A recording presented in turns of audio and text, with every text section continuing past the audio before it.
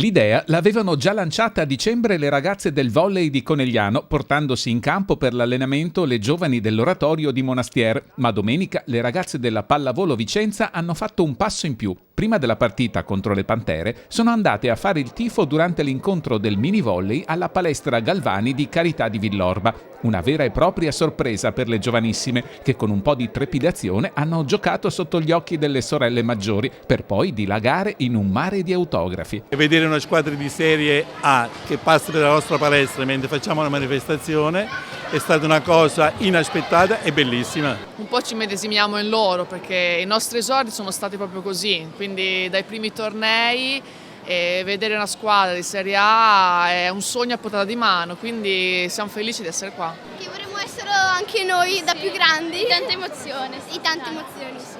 Sì, perché Se sono possiamo, molto brave, brave insomma. e Da sono grandi quali- vorremmo diventare come loro se continueremo ad impegnarci.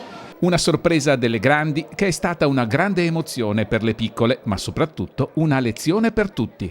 Di solito avviene l'esatto contrario, sono le bambine che entrano in campo e lo invadono alla fine di ogni partita. Qui è stato l'esatto opposto, per la prima volta è un segno anche di umiltà, un segno di una bella lezione anche per le grandi, però si nasce da qui, quindi l'impegno, la volontà, la mentalità per riuscire magari ad arrivare, ad ambire a questi alti traguardi.